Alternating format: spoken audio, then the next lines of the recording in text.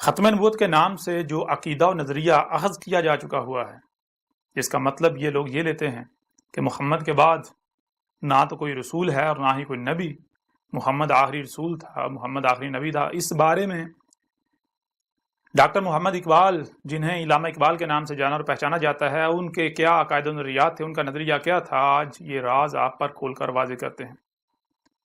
ایسا راز، ایسے حقائق کہ جنہیں آج آپ سن کر چونک جائیں گے۔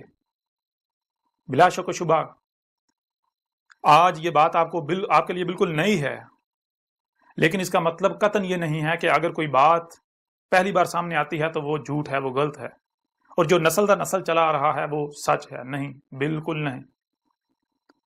کسی بھی شے کے، کسی بھی بات کے حق ہونے کی بنیاد اس کے دلائل کو دیکھا جائے گا، اس میں غور و فکر کیا جائے گا، تحقیق کی جائے گی، اس کے بعد ہی آپ کسی نتیجے پر پہنچ سکتے ہیں۔ اور آج نہ صرف ہم ڈاکٹر محمد اقبال، جنہیں علامہ اقبال کے نام سے جانا جاتا ہے، ان کے بارے میں یہ انکشاف کریں گے، یہ راز، یہ حقائق کھول کر واضح کریں گے کہ انہوں نے نہ صرف دعویٰ نبوت کیا، بلکہ انہوں نے یہ دعویٰ کیا کہ میں وہی مہدی ہوں جس کا خود کو مسلمان کہلوانے والے انتظار کر رہے ہیں، اور میں وہی آخر الزمانی، یعنی میں وہی مسیح ہوں، وہی عیسیٰ ہوں جس کا خود کو مسلمان کہلوانے والے انتظار کر رہے ہیں۔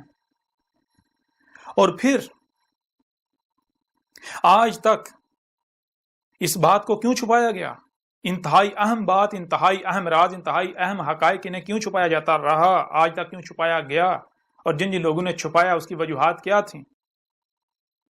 اس کا جواب آپ کو خود کو مسلمان کہلوانے والوں کی ایک بہت بڑی علماء میں سے جو ایک شخصیت ہے، جس کا ایک بہت بڑا نام ہے، بہت بڑا مقام ہے، جن کی ماضی قریب میں وفات ہو چکی، انہی کی زبانی آپ کے سامنے رکھیں گے کہ انہوں نے اس بارے میں کیا انکشافات کیے، خود اپنی زبان سے کیا اقرار کیا، کیا انکشافات کیے، کیا تسلیم کیا، کہ کیا وجوہات ہیں اس کی کہ آج تک اقبال کے بارے میں یہ حقائق جو ہے وہ چھپا کر رکھے گئے۔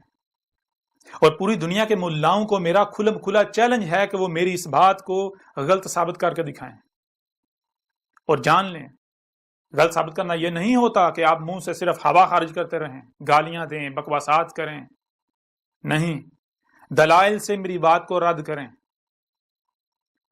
حق جو ہوتا ہے، جو اہل حق ہوتے ہیں، وہ گالیاں نہیں دیتے، وہ الزامات نہیں لگاتے، وہ بہتانات نہیں باندھتے، وہ تہمتیں نہیں لگاتے، وہ منہ سے جاگ نہیں نکالتے، وہ کتوں کی طرح بھونکتے نہیں ہیں۔ آج سے 14 صدیہ قبل محمد نے بھی کہا تھا کہ مومن وہ ہے جو علم و حکمہ سے بات کرے۔ محمد نے کہا تھا کہ جب منافق سے بات کی جاتی ہے تو وہ دلائل سے بات کرنے کی بجائے گالیاں دیتا ہے، جھگڑا کرتا ہے، پھدکتا ہے، الزامات لگاتا ہے۔ کیوں؟ کیونکہ اس کے پاس دلائل نہیں ہوتے، باطل ہوتا ہے نا۔ تو آج جو راز، جو حقائق اقبال کے بارے میں آپ کے سامنے کھول کر واضح کیے جا رہے ہیں، یہ دنیا کے تمام ملاؤں کو چیلنج ہے، بالخصوص ان لوگوں کو، ان ملاؤں کو چیلنج ہے کہ جو ایک طرف اقبال کو ہیرو بنا کر پیش کرتے ہیں، دوسری طرف اس چیز کو چھپا دیتے ہیں، کہ وہ آ کر اس سوال کا جواب دیں کہ کیا انہیں اس بات کا علم نہیں تھا، اور اگر علم تھا تو انہوں نے پھر کیوں چھپایا؟ ایک طرف وہ اقبال کو ہیرو بنا کر پیش کرتے ہیں، اور دوسری طرف وہ کیا کرتے ہیں؟ دوسری طرف جو اتنے عظیم حقائق ہیں، اتنے بڑے حقائق ہیں، ان کو چھپا دیا گیا۔ کیوں؟ اس کی وجہ کا یہ نہیں ہے کہ ان لوگوں کی خواہشات جو ہیں ان کا کلا کما ہوتا تھا، ان لوگوں کا اپنا دجل چاک ہوتا تھا۔ بہرحال آتے ہیں اس واقعے کی طرف جس واقعے میں خود کو مسلمان کہلوانے والے جو ہیں، ان کے جو علماء ہیں، ان میں سے ایک بہت بڑی شخصیت جن کی ماضی قریب میں وفات ہو چکی ہے، انہوں نے اپنی زبان سے اس بارے میں کیا کہا۔ آج سے کچھ سال قبل میری ملاقات ایک ایسی شخصیت سے ہوئی جو خود کو مسلمان کہلوانے والوں کے علماء میں ایک بہت بڑا نام اور بہت بڑا مقام رکھتی ہے، جن کی ماضی قریب میں وفات ہو چکی۔ ان کا نام آگے چل کر واضح کیا جائے گا۔ جب میری ان سے ملاقات ہوئی تو میں نے ان سے سوال کیا، میں نے کہا کہ میں آپ سے ایک سوال کرنا چاہتا ہوں، اور میں اپنا سوال لے کر خصوصی طور پر آپ کے پاس اس لیے آیا ہوں کیونکہ مجھے امید ہے، نہ صرف امید ہے بلکہ مجھے یقین ہے کہ آپ ہی ہیں جو میرے سوال کا ٹھیک سے جواب دے سکتے ہیں، بہتر جواب دے سکتے ہیں۔ مجھے آپ کے علاوہ اپنے سوال کے جواب کی کسی سے امید نہیں ہے اس دور میں۔ تو ان کا ٹھیک ہے، آپ سوال کریں۔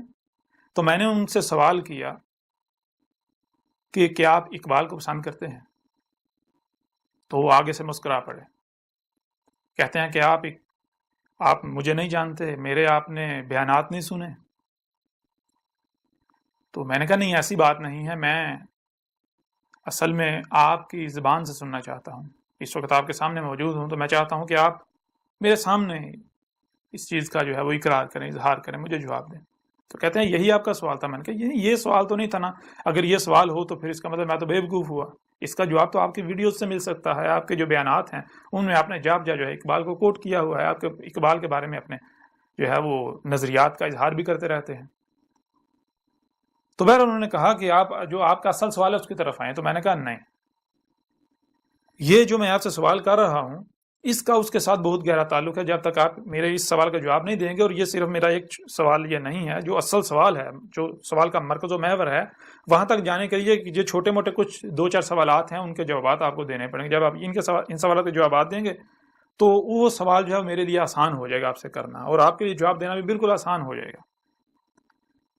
تو انہوں نے کہا اس میں سوال کرنے والی کوئی بات نہیں، بلا شک و شبہ میں اقبال کو نہ صرف بہت پسند کرتا ہوں بلکہ میں اقبال کا بہت بڑا مداح ہوں، اور اقبال کو تو میں اپنے لیے ایک اپنا روحانی استاد مانتا ہوں۔ اقبال نے تو میری زندگی میں ایک انقلاب برپا کر دیا، اس طرح کی انہوں نے کافی باتیں کی، اقبال کی جو ہے وہ تعریفیں کی۔ میں نے کہا ٹھیک ہے، مجھے یہی امید سی آپ سے کہ آپ یہی جواب دیں گے۔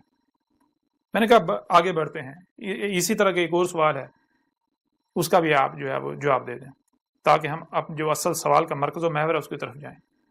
کہتے ہیں ٹھیک ہے آپ کریں سوال۔ تو میں نے سوال کیا کیا اقبال جو ہے اس کو خودی کا علم تھا، خودی کیا ہے؟ تو انہوں نے پھر اسی طرح کا جواب دیا، مسکرا دیا ہلکا سا، اور مجھے کہا کہ اگر آپ اقبال کے بارے میں جانتے ہیں تو ایسا تو ممکن ہی نہیں آپ یہ نہ جانتے ہوں کہ اقبال جو ہے اسے خودی کا علم نہیں تھا۔ میں نے کہا نہیں، اصل میں نے یہ سوال آپ سے اس لیے کیا ہے کیونکہ جو اصل سوال ہے، جو کہ محور ہے، مرکز ہے، وہ آسان ہو جائے گا، نہ صرف میرے لیے بلکہ آپ کے لیے بھی۔ میرے لیے سمجھنا آسان ہو جائے گا، آپ کے لیے سمجھانا آسان ہو جائے گا، کوئی کسی قسم کی جو ہے وہ پریشانی، کنفیوژن، کوئی الجھن نہیں رہے گی۔ تو انہوں نے پھر بہرحال اسی طرح انہوں نے جواب دیا، انہوں نے کہا کہ اقبال جو ہے نہ صرف جو ہے وہ انہیں خودی کا علم تھا بلکہ وہ اقبال پر خود ہی جو ہے وہ ظاہر ہو چکی ہوئی تھی، بیدار ہو چکی ہوئی تھی۔ تو انہوں نے کہا کہ جس نے بھی اقبال کا نام سنا ہے ایسا ممکن ہی نہیں کہ وہ اس بارے میں نہ جانتا ہو کہ اقبال کو نہ صرف خودی کا علم تھا بلکہ اقبال پر اس کی خود ہی بیدار ہو چکی ہوئی تھی۔ اور پھر انہوں نے کہا کہ اقبال سے پہلے تو برصغیر پاک و ہند میں خودی کا جو تصور ہے یہ تو بالکل ناپید ہو چکا ہوا تھا۔ یہ اقبال تھا جس نے کئی صدیوں بعد آ کر برصغیر کے اندر یہ جو خودی ہے اسے بیدار کیا ہے، خودی کا تصور جو ہے یہ لوگوں کو دیا ہے، ان پر واضح کیا۔ جو صدیوں سے جو تصور جو ہے وہ ناپید ہو چکا ہوا تھا، یہ اقبال تھا جس نے صدیوں بعد برصغیر میں اس تصور کو عام کیا۔ اقبال کی وجہ سے لوگوں کو خودی سے شناسائی ہوئی۔ بہرحال انہوں نے کہ اس بارے میں کافی باتیں کی، تو واضح کیا، بالکل کھول کے واضح کیا، بڑی تفصیل کے ساتھ واضح کیا، کچھ مثالیں بیان کی، کچھ انہوں نے دلائل دیے، اقبال کے حوالے سے کچھ واقعات بیان کیے جو کہ عموماً سننے کو نہیں ملتے۔ تو انہوں نے واضح کیا کہ اقبال کو نہ صرف خودی کا علم تھا بلکہ اقبال پر اس کی خودی جو ہے وہ ظاہر ہو چکی ہوئی تھی۔ تو میں نے کہا الحمدللہ میرا جو سوال ہے وہ تو اب بالکل آسان ہو گیا، اب مجھے سمجھنے میں کوئی پریشانی جو ہے وہ پیش آئے گی، مجھے کوئی الجھن ہوگی، نہ ہی آپ جب جواب دیں گے تو آپ کو جواب دینے میں کوئی الجھن، کوئی پریشانی جو ہے وہ پیش آئے گی۔ تو کہتے ہیں اب پھر آپ اپنا سوال پیش کریں۔ تو میں نے کہا سوال یہ ہے کہ میں کچھ لکھ کر لایا ہوں، میں وہ آپ کے سامنے رکھنا چاہتا ہوں۔ تو میں نے اقبال کا ایک شعر جیب سے میں نے جو پیپر جس پر لکھا ہوا تھا وہ نکالا اور میں نے ان کے سامنے رکھ دیا۔ جیسے ہی میں نے وہ کاغذ کا ٹکڑا جس پر اقبال کا ایک شعر لکھا ہوا تھا میں نے ان کے سامنے رکھا تو ان کی جو کیفیت تھی وہ اچانک ایک دم سے ایسی ہو گئی جیسے کہ کسی پر آسمان گر پڑا ہو۔ یعنی کہ آپ کو بھی آپ بھی جانتے ہوں گے کہ زندگی میں کئی بار آپ کے ساتھ ایسا ہوا ہوگا، یا کئی مواقع پر ایسا ہوا ہوگا، یا کم از کم ایک آدھ بار ہوا ہوگا کہ کبھی غیر متوقع طور پر کچھ ایسا واقع ہو جاتا ہے، کوئی ایسا حادثہ ہو جاتا ہے، ایسا واقعہ ہو جاتا ہے جو کہ آپ کے اوسان خطا کر دے. آپ یہ تک بھول جائیں کہ آپ کر کیا رہے تھے. اگر آپ کچھ بول رہے تو آپ یہ تک بھول جائیں کہ آپ کیا بول رہے تھے. اس طرح بالکل حیران، ششدر، پریشان، دنگ رہ جانا، چونک جانا، بالکل جو ہے وہ ایک عجیب سی ایسی کیفیت میں چلے جائیں جیسے کہ آپ موجود ہی نہیں ہیں. تو ان کی اچانک سے یہ حالت ہوگی جیسے کہ ان کے اوپر کوئی یعنی آسمان ٹوٹ پڑا ہے ان پر. اب میں چونکہ سمجھ چکا تھا کہ اس کی وجہ کیا ہے، ان کی اس کیفیت کی وجہ کیا ہے، تو کچھ دیر وہ اسی کیفیت میں رہے، خاموش رہے. تو میں نے انہیں کہا، میں نے کہا ڈاکٹر صاحب آپ مجھے میرے سوال کا جواب نہیں دے رہے. تو پھر انہوں نے جو ہے وہ میری طرف دیکھا، اور جس انداز میں دیکھا، جس طرح دیکھا، وہ بالکل واضح طور پر ایک ایسا انداز تھا جیسے کہ کوئی شرمندہ ہوتا ہے، اپنی شرمندگی کا اس کے چہرے سے اظہار ہو رہا ہوتا ہے، عیاں ہوتی ہے شرمندگی، ندامت. تو مجھے کہتے ہیں کہ اب آپ سے کیا چھپانا. کہتے ہیں آپ سے چھپایا بھی نہیں جا سکتا، کیونکہ جس طریقے سے آپ نے مجھ سے یہ سوال کیا تو میں آپ سے کوئی بات چھپا ہی نہیں سکتا.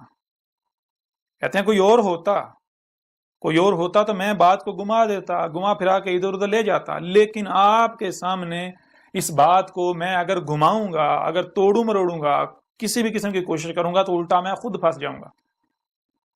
کیونکہ آپ کا معاملہ باقی عوام کی طرح نہیں ہے. باقی عوام کا معاملہ بالکل اور ہے، ان کو جو کہو وہ مان لیتے ہیں، وہ زیادہ بحث نہیں کرتے. اگر کوئی بحث کرتا بھی ہے تو وہ اس کو ہم عاجز کر دیتے ہیں، اس کے سامنے ایسی یعنی کہ بات کو گول مول کر کے ایسا ادھر سے ادھر کر کے جو ہے گھما پھرا کر بات کریں گے، ادھر سے ادھر لے جائیں گے کہ وہ اس کا دماغ ہی گھوم جائے گا، اسے سمجھ نہیں آئے گی کہ میں نے کرنا کیا ہے. تو آپ کے ساتھ ایسا نہیں کیا جا سکتا، اس لیے میں جو حقیقت ہے وہ آپ کے سامنے جو ہے وہ رکھتا ہوں. تو حقیقت انہوں نے اس کا اقرار کیا. وہ حقیقت کیا تھی وہ بیان کرنے سے پہلے جو شعر میں نے ان کے سامنے رکھا تھا وہ میں آپ کے سامنے رکھتا ہوں، جو اس وقت میرے سامنے موجود ہے. جی، اقبال نے کہا، ہوئی جس کی خودی پہلے نمودار، ہوئی جس کی خودی پہلے نمودار، وہی مہدی وہی آخر الزمانی. یعنی بالکل آسان الفاظ میں اقبال یہ کہہ رہا ہے، اور پھر یہ بھی ذہن میں رکھیں کہ یہ ایسا نہیں ہے کہ اقبال کی زندگی کی ابتدا میں یہ اقبال نے شعر کہا تھا، نہیں، یہ زندگی کے آخری ایام میں، یہ جو زندگی کا اقبال کا آخری وقت تھا، آخری کچھ سال تھے، ان سالوں کی بات ہے. تو اقبال نے جو کہا وہ یہ ہے، ہوئی جس کی خودی پہلے نمودار، یعنی جو شخص، جو بھی جس کی خودی اپنی حقیقت کیا ہے سب سے پہلے نمودار ہو گئی، وہی مہدی ہے، وہ مہدی جس کا خود کو مسلمان کہلوانے والے انتظار کر رہے ہیں. کیونکہ جس کی خودی پہلے نمودار ہو جائے تو پھر وہ اس کی ذمہ داری بن جاتی ہے کہ وہ مہدی بنے، وہ لوگوں کو ہدایت دے. اس میں ہدایت ہوتی ہے، اس کی بات میں، اس کے کردار میں. تو پھر کہا وہی آخر الزمانی. اور آخر الزمانی کون ہے؟ خود کو مسلمان کہلوانے والوں کا بچہ جانتا ہے کہ آخر الزمانی کا مطلب ہے مسیح عیسیٰ، جس کا یہ انتظار کر رہے ہیں، جس عیسیٰ کا انتظار کر رہے ہیں. آخر الزمانی جس نے زمانہ آخر میں، آخر الزمان میں آنا ہے. جو آپ کے علماء ہیں جن کے آپ اندھو کی طرح پیچھے چلتے ہیں، ان سے پوچھیں، ان سے سوال کریں آخر الزمانی کا مطلب کیا ہے، کون ہے آخر الزمانی؟ کیا آخر الزمانی مسیح عیسیٰ نہیں ہے؟ تو یہ دیکھیں یہ کیا ہے. اقبال نے کیا کہا؟ اقبال نے کہا ہوئی جس کی خودی پہلے نمودار، وہی مہدی وہی آخر الزمانی. تو اس کا مطلب کیا ہے؟ کیا اقبال یہ کہہ رہا ہے کہ کوئی اور آئے گا؟ کوئی اور آیا تھا؟ نہیں. اس وجہ سے وہ صاحب جو ہیں، وہ جو بہت بڑی شخصیت تھی، وہ چونک گئے تھے، وہ دہل گئے تھے. کیونکہ ان سے میں نے پہلے جب یہ سوال کا جواب لے لیا تھا کہ مجھے یہ بتائیں کہ کیا اقبال پر اس کی خودی نمودار ہو چکی ہوئی تھی، تو انہوں نے تسلیم کیا اور باقاعدہ دلائل دیے اپنی طرف سے. یعنی کہ مجھے بہت ساری مثالیں دی، بہت سارے واقعات بتا کر اقبال کے بارے میں انہوں نے بتایا کہ اگر یہ واقعہ یہ ہو ہی نہیں سکتا تھا اگر اقبال کے اوپر اس کی خودی نمودار نہ ہوئی ہوتی. یہ اقبال کے اوپر اس کی خودی نمودار ہوئی تھی تب ہی یہ واقعہ ہوا. اور پھر انہوں نے جو کہا کہ اقبال کی جو شاعری ہے وہ شاعری ایسے گویا کہ قرآن ہے، تو انہوں نے کہا یہ ممکن نہیں ہے، یہ اقبال کی شاعری جو خود ہی نمودار ہونے کے بغیر ہو ہی نہیں سکتی، اقبال لکھ ہی نہیں سکتا تھا، یہ سارا اللہ کا کلام ہے، انہوں نے خود کہا۔ تو اس وجہ سے میں نے پھر جب یہ ان کے سامنے رکھا تھا تو وہ دہل گئے تھے، وہ چونک گئے تھے، کیونکہ اقبال نے یہاں یہ دعویٰ کیا ہے کہ اس دور میں، اس زمانے میں چونکہ میری خود ہی سب سے پہلے نمودار ہو چکی ہے، اس لیے اس دور میں ہی وہی مہدی ہوں جس کا تم انتظار کر رہے ہو، میں ہی آخر الزمانے یعنی مسیح عیسیٰ ہوں جس کا تم انتظار کر رہے ہو۔ اس وجہ سے وہ چونک گئے تھے، اور پھر انہوں نے خود اپنی زبان سے اس بات کا اقرار کیا تھا، انہوں نے کہا تھا کہ آپ سے اب اس بات کو نہیں چھپایا جا سکتا، اس میں کوئی شک نہیں کہ اقبال نے دعویٰ نبوت کیا تھا، اقبال نے خود کو مہدی کہا تھا، اقبال نے خود کو آخر الزمانے یعنی مسیح عیسیٰ کہا تھا، وہی جس کا انتظار کیا جا رہا ہے۔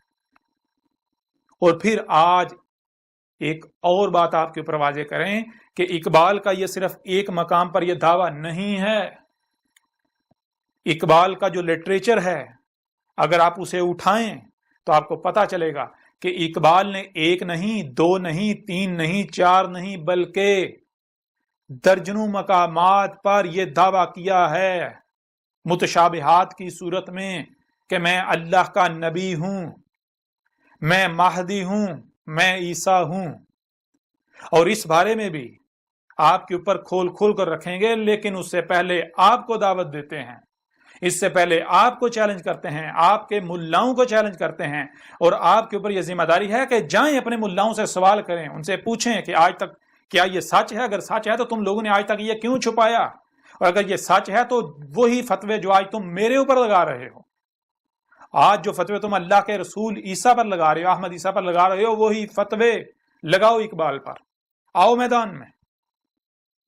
اور اس کے علاوہ آج جنہیں مثال کے طور پر لاہور میں مقبرہ ہے علی حجویری، جنہیں داتا گنج بخش کہا جاتا ہے، ماضی میں چلے جائیں، بہت ساری شخصیات ہیں، ان کے بارے میں بات کی جائے تو ان کے بھی یہ تمام کے تمام دعوے جات موجود ہیں۔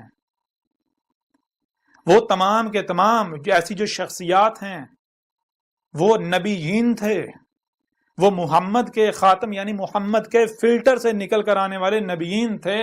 اور خاتم النبیین کیا ہوتا ہے، خاتم النبیین کیا ہوتا ہے، نبیین کیا ہوتا ہے، یہ تمام تر حقائق آپ اس وقت تک نہیں جان سکیں گے جب تک کہ آپ القرآن جو آپ کے دونوں ہاتھوں کے درمیان ہے اس کی بینات کو اس کتاب میں نہیں پڑھتے، اس سے رجوع نہیں کرتے۔ اگر کوئی کہتا ہے کہ نہیں اس کتاب کے قریب نہیں جانا، تو جان لیں ہر بات کو، ایک ایک بات کو جو آج کیا جا رہا ہے اس کی تاریخ قرآن میں موجود ہے، ہم آپ کو اسی قرآن میں دکھائیں گے جو آپ کے دونوں ہاتھوں کے درمیان ہے۔ بہرحال آپ آتے ہیں واپس اسی واقعے کی طرف کہ اس کے بعد کیا ہوا، انہوں نے پھر اس کے بعد کیا کہا۔ تو میں نے ان سے سوال کیا، میں نے کہا کہ پھر آپ جو ہیں، جب آپ کو اتنے بڑے راز کا علم ہے، اتنے بڑے حقائق کا علم ہے، تو آپ ان کا انکشاف کیوں نہیں کرتے، آپ لوگوں کو کیوں نہیں بتاتے؟ تو آگے سے انتہائی پشیمانی، ندامت اور شرمندگی کسی کیفیت میں انہوں نے مجھے کہا، جواب دیا، کہتے ہیں کہ میں آپ سے امید کرتا ہوں، آپ کافی سمجھدار ہیں کہ آپ باہر کسی سے بات نہیں کریں گے کہ میں نے ایسی باتیں کی ہیں۔ میں نے کہا آپ وہ بالکل بے فکر ہو جائیں، آپ جو حق ہے میرے سامنے وہ بیان کریں، مجھے حق سننا ہے۔ تو انہوں نے کہا کہ دیکھیں میں ان حقائق کو بیان نہیں کر سکتا، میں ان حقائق کو عوام کے سامنے بیان نہیں کر سکتا۔ اس کی وجوہات یہ ہیں کہ سب سے پہلی بات کہ اگر میں ان حقائق کو سامنے لاتا ہوں تو سب سے پہلی چیز یہ ہوگی کہ میں ذلیل و رسوا ہو جاؤں گا۔ انہوں نے کہا کہ یہ جو قادیانی ہیں، جو مرزا غلام قادیانی لعنت اللہ علیہ ہے، میں اس کا بہت بڑا ناقد ہوں، میں اس کے مخالفین جو ہیں ان میں سر فہرست آتا ہوں، قادیانی کا میں بہت بڑا مخالف ہوں، بہت بڑا ناقد ہوں، ان کے ناقدین میں سے ایک بہت بڑا ناقد ہوں۔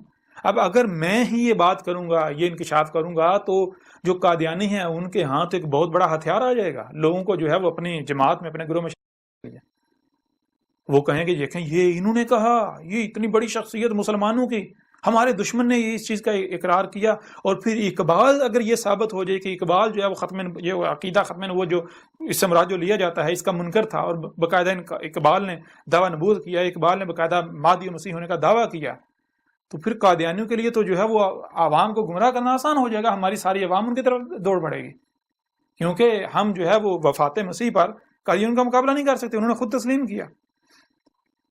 تو بہرحال انہوں نے پھر میں نے کہا تو پھر یہ مجھے آپ یہ بتائیں کہ یہ آپ مجرم نہیں بنیں گے؟ تو وہ پھر یعنی کہ وہی کیفیت کہتا نہیں کہ یہ اصل میں اسے مصلحت کا نام دوں گا،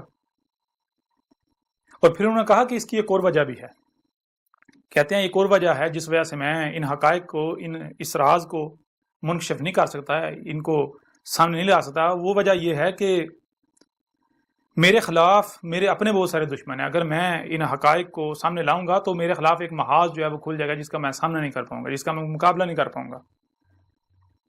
میں کہا میں اصل میں جس گھرانے سے تعلق رکھتا ہوں میں کوئی روایتی مولوی نہیں ہوں، روایتی جو مدرسوں سے پڑھ لکھ کر آتے ہیں، مدرسوں کے فارغ التحصیل ہوتے ہیں، میں ان میں سے نہیں ہوں، میں تو ایک لبرل گھرانے سے تعلق رکھتا تھا، میں ایک میڈیکل اسٹوڈنٹ تھا، ڈاکٹر بنا، تو پھر اس کے بعد جو ہے میں نے میرا یعنی کہ وہ جو ہے وہ رخ اس طرف ہو گیا، دین کی طرف، مذہب کی طرف، تو اس طرف رخ میرا ہونا تھا کہ میں نے جو ہے وہ اسی میں یعنی کہ گم گیا، اسی میں نے جو ہے وہ اپنی ساری کوشش شروع کر دی۔ تو انہوں نے کہا کہ یہ جو روایتی علماء ہیں، یہ جو یعنی کہ مدرسوں سے فارغ التحصیل ہوتے ہیں، جو یہ سلسلہ چل رہا ہے روایتی علماء کا، تو میں ان کے ہاں جو ہے وہ نہ تو قابل قبول ہوں، نہ ہی میں پسند کیا جاتا ہوں، اور اسی وجہ سے انہوں نے کہا کہ میرے جو فالورز ہیں، میرے جو سننے والے ہیں، مجھے جو ماننے والے ہیں، ان کی جو اکثریت آپ کو وہی ملے گی جو پڑھے لکھے لوگ ہیں، پڑھا لکھا جو ہے وہ طبقہ ہے، جو یعنی کہ مذہبی طبقہ آپ کو کم ملے گا۔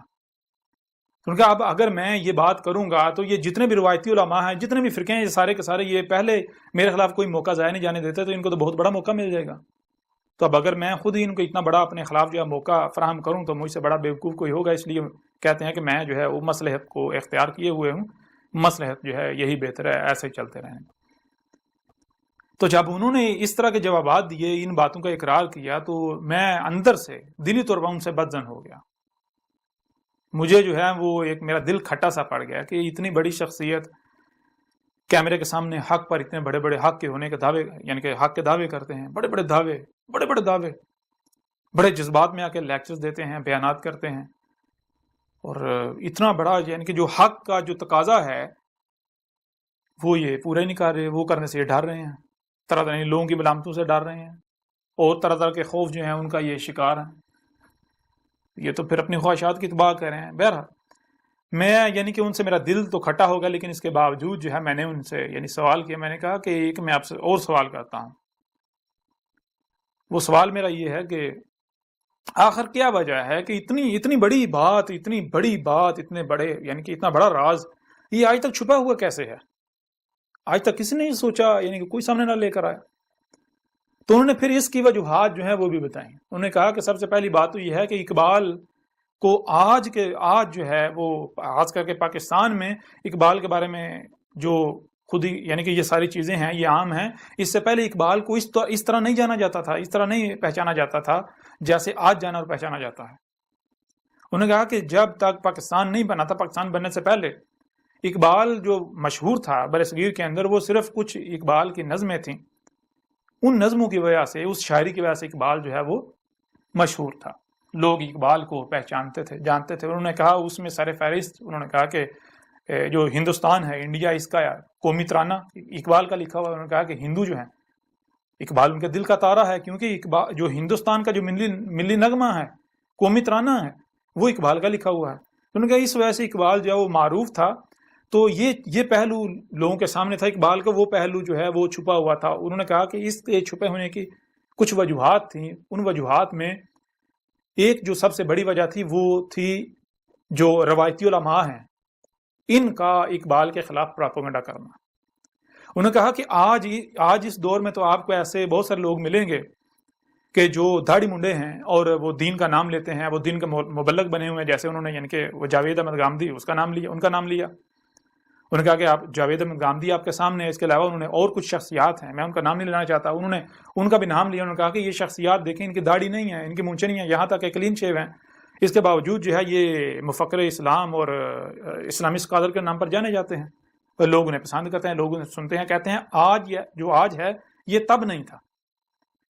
انہوں نے کہا جب اقبال ہوا تھا اس وقت یہ جو مذہب ہے یہ ایک خاص مکتبہ فکر جو ہے اس کے گھر کی لونڈی تھا۔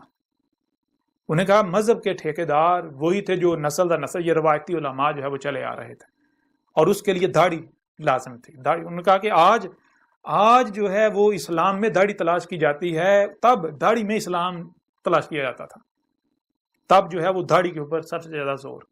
اگر کوئی داڑھی منڈا، انہوں نے کہا کہ اگر کوئی داڑھی منڈا مذہب پر بات کرتا تھا تو لوگ اس کو حقارت کی نگاہ سے دیکھتے تھے، لوگ اسے یہود و حنود کا ایجنٹ جو ہے وہ تسلیم، یعنی کہ وہ ماننا شروع ہو جاتے تھے، اس کے بارے میں کہنا شروع ہو جاتا کہ یہ داڑھی منڈا انگریزوں کا ایجنٹ، یہود و حنود کا دشمن، یہ ہمیں دین سکھائے گا، پہلے اپنا خلیہ دین کے مطابق کر لے، مذہب کے مطابق کر لے۔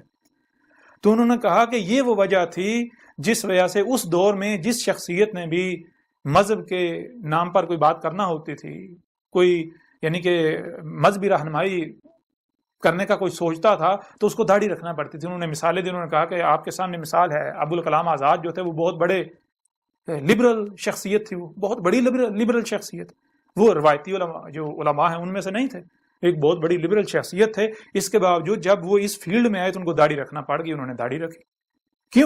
کیونکہ ان کو پتا تھا اگر میں بغیر داڑھی کے تبلیغ کروں گا تو مجھے کوئی بھی قبول نہیں کرے گا۔ اس وقت کلچر ہی یہی تھا، نظامی سسٹم ہی یہی تھا۔ انہوں نے کہا پھر اس کے علاوہ انہوں نے کہا سر سید احمد خان، انہوں نے کہا کہ اس کے بارے میں کون نہیں جانتا کہ وہ اس دور کا سب سے بڑا لبرل ملحد، انہوں نے ملحد تک قرار دیا۔ انہوں نے کہا کہ وہ جب اس نے اسلام کے اوپر بات کرنا شروع کی، اس سے پہلے وہ داڑھی منڈا تھا، اور جب اس نے جو ہے وہ قرآن کے اوپر بات کرنا، مذہب کے اوپر بات کرنا شروع کی، دین کے اوپر بات کرنا شروع کی، تو سر سید نے بڑی بڑی داڑھی رکھ لی۔ تو انہوں نے کہا کہ اقبال نے ایسا نہیں کیا، اگر اقبال داڑھی رکھ لیتا تو شاید اس وقت اقبال جو ہے وہ فوری طور پر یہ جو حقائق ہیں یہ سامنے آ جاتا کہ اقبال نے یہ دعویٰ کر دیا، اقبال نے یہ دعویٰ کر دیا۔ چونکہ اقبال کی وہ داڑھی نہیں تھی تو لوگ جو ہے اقبال کا جو مذہب کے بارے میں جو لٹریچر ہوتا تھا، جو تھوڑا گہرائی والا کہیں، جو سنجیدہ تھا، لوگ اس کی طرف جاتے ہی نہیں تھے۔ لوگ اقبال کو نہ سنجیدہ لیتے تھے، نہ اقبال کو پڑھتے تھے اس وقت، سوائے چاند لوگوں کے۔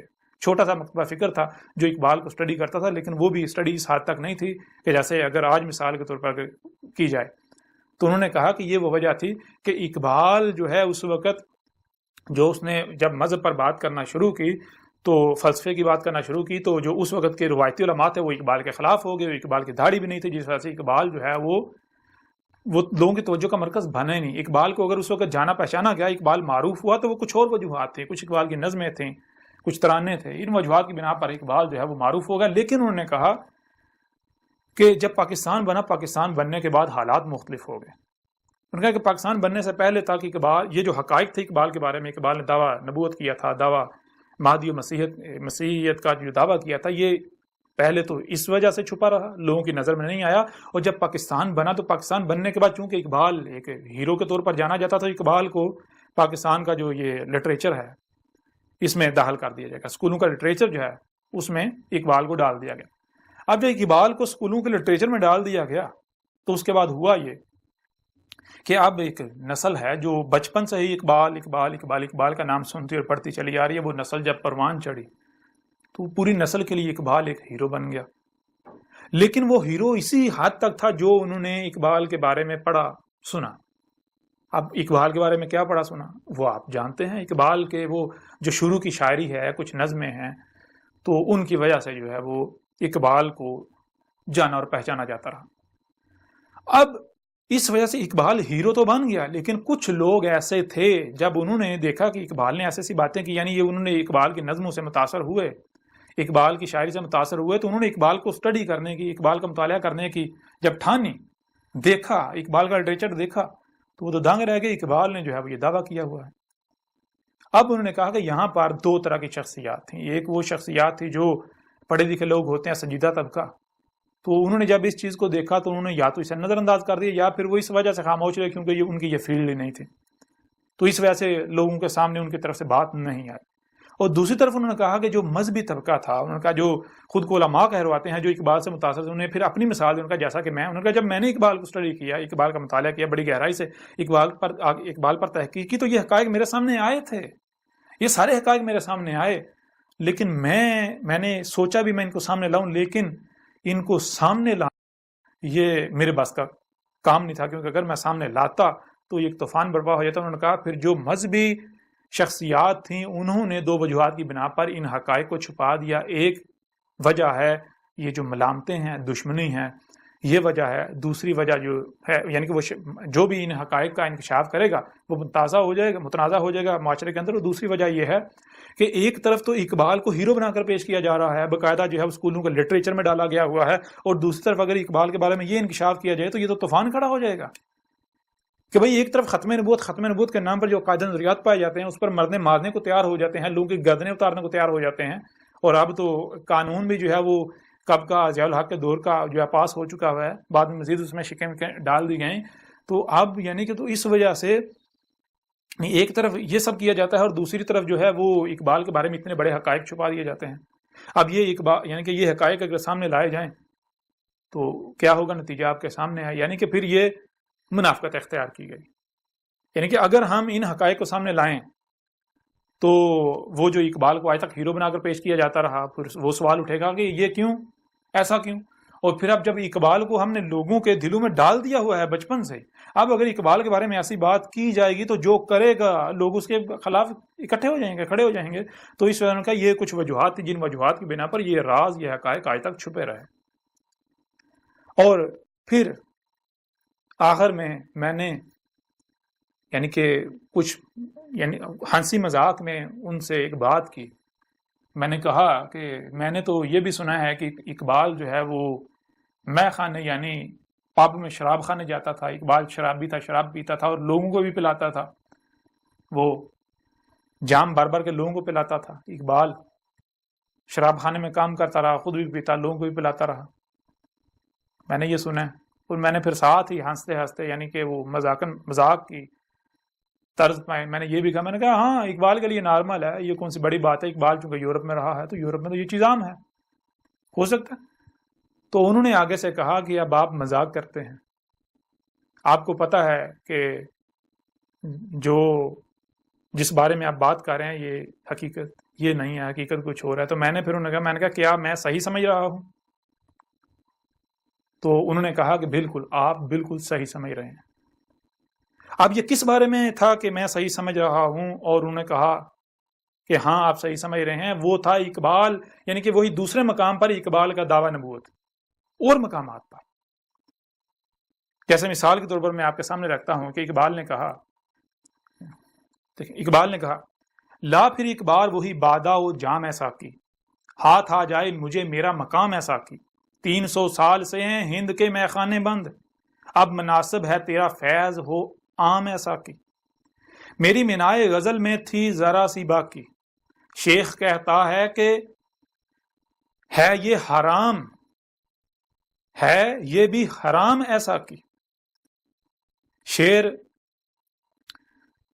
مردوں سے ہوا بیشائے تحقیق تہی، رہ گئے صوفی و ملا کے غلام ایسا کی، عشق کی تیغ جگردار اڑا لی کس نے، علم کے ہاتھ میں خالی ہے نیام ایسا کی، سینہ روشن ہو تو ہے سوز سخن عین حیات، ہو نہ روشن تو سخن مرگ دوام ایسا کی، تو میری رات کو مہتاب سے محروم نہ رکھ، تیرے پیمانے میں ہے ماہ تمام ایسا کی۔ یہ وہ نظم ہے، نظم تو نہیں کہیں گے، یہ وہ کلام ہے اقبال کا کہ جس کی بنیاد پر میں نے اس وقت طنزیہ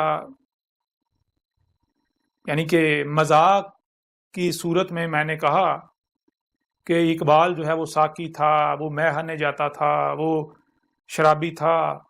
تو انہوں نے آگے سے کہا کہ آپ کو پتہ ہے کہ یہ حقیقت نہیں ہے، حقیقت وہی ہے جو آپ سمجھ رہے ہیں۔ تو میں نے کہا کہ میں جو سمجھ رہا ہوں کیا وہ حق ہے، وہ صحیح ہے؟ انہوں نے کہا بالکل وہ حق ہے۔ تو میں نے کہا میں پھر بھی آپ کو ایک بار بتا دیتا ہوں کہ میں کیا سمجھ رہا ہوں۔